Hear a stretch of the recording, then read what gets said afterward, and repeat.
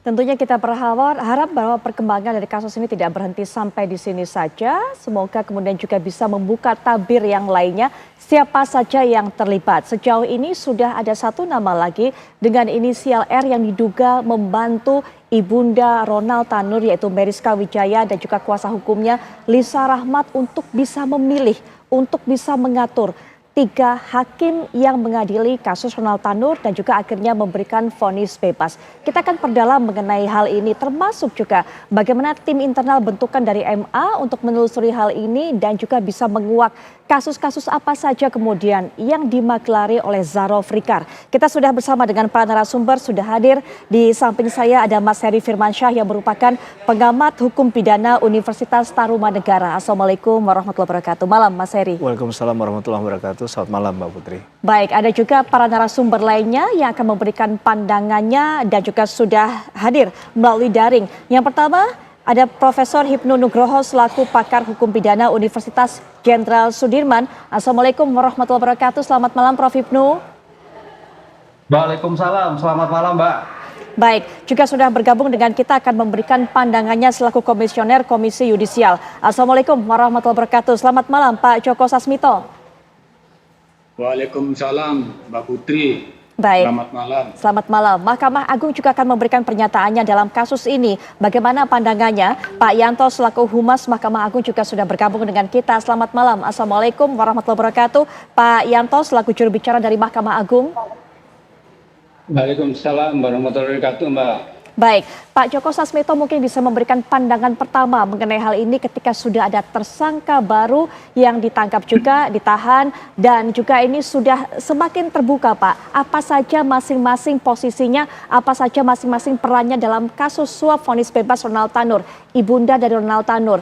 Disebutkan juga Pak bahwa ada penghubung yang membuat kuasa hukum yaitu Lisa Rahmat dan juga ibunda dari Ronald Tanur ini bahkan bisa memilih Pak siapa hakim yang mengadili kasus anaknya. Silakan pandangannya Pak. Terima Pak Joko, kasih ya. Mbak Putri terkait dengan update tentang penanganan 3 hakim ya di Pengadilan Negeri Surabaya. Artinya KY selaku lembaga yang punya kewenangan untuk melakukan pengawasan, artinya KY sudah selesai melaksanakan tugasnya tentang dugaan pelanggaran kode etik yang dilakukan oleh 3 majelis hakim ya.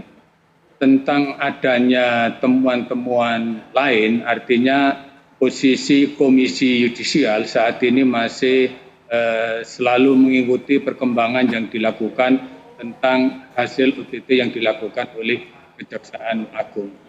Artinya sampai dengan saat ini Komisi Yudisial belum melakukan tindakan lain tentang apa hubungan kaitannya dengan temuan-temuan tersebut. Karena terus terang aja posisi Komisi Yudisial di ranah bidang etik, artinya tentang dugaan pelanggaran yang dilakukan oleh para hakim. Nanti kalau ada dugaan pelanggaran kode etik yang dilakukan oleh majelis hakim lain yang terkait, apalagi kalau ada yang melaporkan Komisi Yudisial, artinya baru Komisi Yudisial akan melakukan tindak lanjut tentang temuan-temuan tersebut. Begitu Pak. Baik, Putri. Ya Pak Yanto, ini semakin banyak seperti yang terlibat. Selain dari Zaro Frikar, mantan petinggi MA, kemudian juga para hakim yang bertugas memberikan vonis bebas yang memang menerima suapnya. Ada lagi kemudian ini sebagai perantara bahkan juga membantu tadi yang sudah sempat saya sampaikan, mengatur siapa hakim yang bertugas. Yang saya dapatkan informasi memang MA ini memiliki tim pengawasan begitu internal untuk bisa menjaga para hakim ini bekerja sesuai dengan jalurnya masing-masing, independen. Tapi ternyata Pak, realitanya masih ada kasus-kasus seperti ini, Pak Yanto.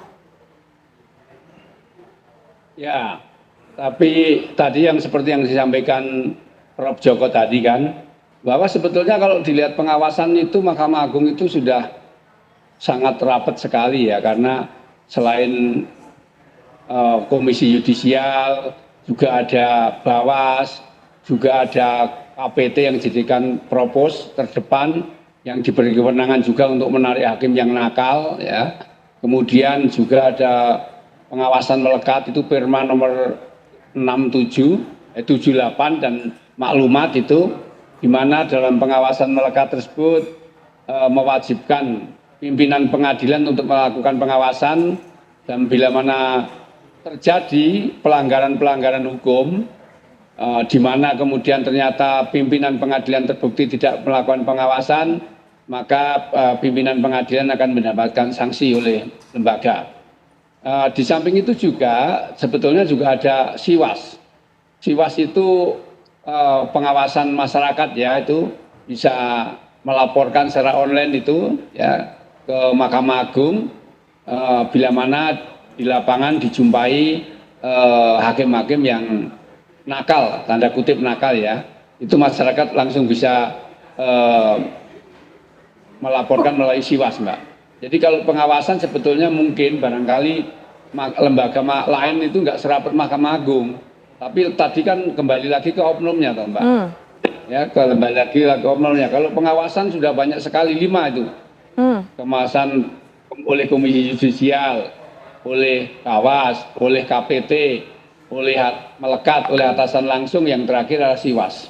Itu, Mbak. Pengawasannya sudah begitu rapat, tapi ternyata Pak, kok masih ada celah yang bisa dimanfaatkan oleh para oknum yang bermain, Pak. Bahkan Pak, ini sampai melibatkan mantan petinggi MA, artinya juga sudah pensiun, tapi juga masih memiliki kewenangan, Pak, untuk mengatur ini semua. Pak Yanto. Wah, kalau punya kewenangan untuk mengatur, ya yang bersangkutan itu kan udah purna 2 tahun lebih, Mbak. Nah, kalau punya kewenangan mengatur, ya saya yang tahu ya yang bersangkutan. Nah, kita kan tidak tahu. Karena orang yang sudah pensiun itu sudah tidak menjadi tanggung jawab lembaga untuk melakukan pembinaan dan pengawasan. Sehingga tindakan yang dilakukan adalah menjadi tanggung jawab pribadi lagi. Ya, kecuali kalau masih aktif itu lembaga punya kewenangan, punya tanggung jawab untuk melakukan pembinaan dan pengawasan.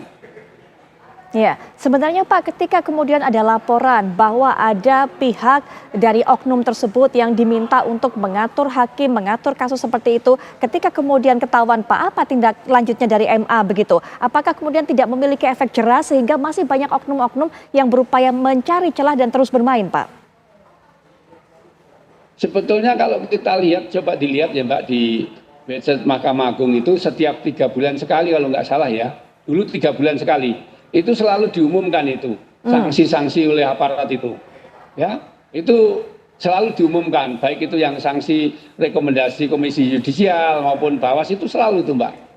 Bisa dilihat di situ. Iya, baik. Prof. Hipnu Ya, juga kalau nggak salah ini ya? Belakangan ini sebulan sekali dirilis itu. Oh, baik. Dulu kan 3 bulan sekali. Baik, artinya juga sebenarnya publik tahu ya Pak, transparan kepada publik ya Pak, mengenai sanksi yang diberikan kepada mereka yang berperilaku nakal ya Pak? Oh iya, bisa dilihat itu, ya, bisa dilihat bahwa rekom-rekom baik yang dari Komisi Yudisial, yang non palu, yang pemberhentian, Ya. Demikian juga dengan Bawas itu selalu itu.